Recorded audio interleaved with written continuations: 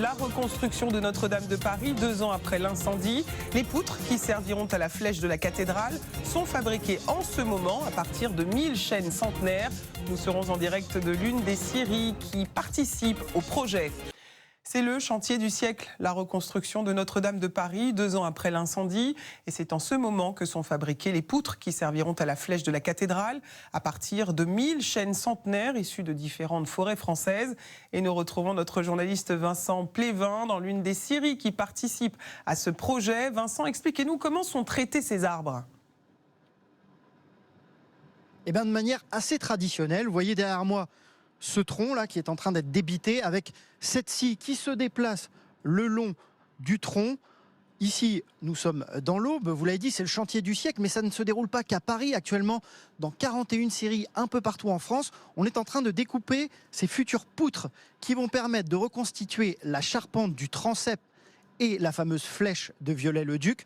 Pour ce qui est de la charpente médiévale, celle du XIIIe siècle, eh bien, il faudra 1000 autres arbres. Ce sera fait un peu plus tard, mais revenons à ce qui se passe aujourd'hui. Vous voyez derrière moi donc ce tronc. Là-dedans, on va pouvoir en tirer 2 poutres. Et c'est Laurent Crouzeau qui est à la manœuvre aujourd'hui. Laurent, vous me rejoignez. Vous êtes scieur, vous avez l'habitude du bois, mais ce chantier, c'est quand même un peu particulier. Expliquez-moi. C'est un peu particulier parce que c'est Notre-Dame et c'est prestigieux, quoi. On n'a pas souvent l'occasion de travailler sur ce genre de monument, donc on espère en faire le maximum, quoi. Alors expliquez-moi, vous avez un cahier des charges assez précis. On est à quel degré de précision ? À peu près à 2 mm de précision. On a une surcote de 2 mm et on scie sur une longueur de 10 à 14 mètres.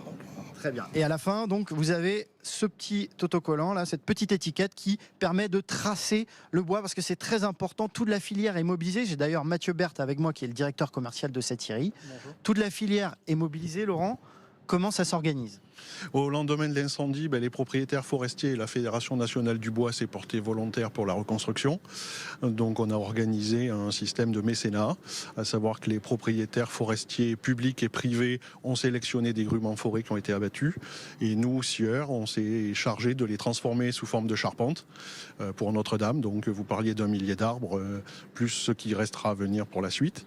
Et donc sous forme de mécénat, on s'est engagé à scier des pièces de toutes dimensions, y compris des longueurs exceptionnelles jusqu'à 22 mètres. Et donc ici, c'est seulement un petit volume, hein, c'est ça, comparé on parle de à peu près donc 1000 arbres, c'est 2000 mètres cubes qui vont être débités. Ici, c'est combien ? Nous, ici, on va scier entre 100 et 150 mètres cubes, sachant qu'on est à peu près 40 scieries en France à participer à ce projet-là. Donc, ça va être réparti en fonction des capacités techniques de chacun. Très bien. Et bien, vous voyez, ces arbres, ils vont rester séchés et en fait, ils vont rejoindre le chantier de Notre-Dame d'ici la fin 2022, début 2023. Le chantier de restauration, d'ailleurs, va commencer cet hiver. L'objectif est toujours le même, réouverture en 2024. Merci Vincent.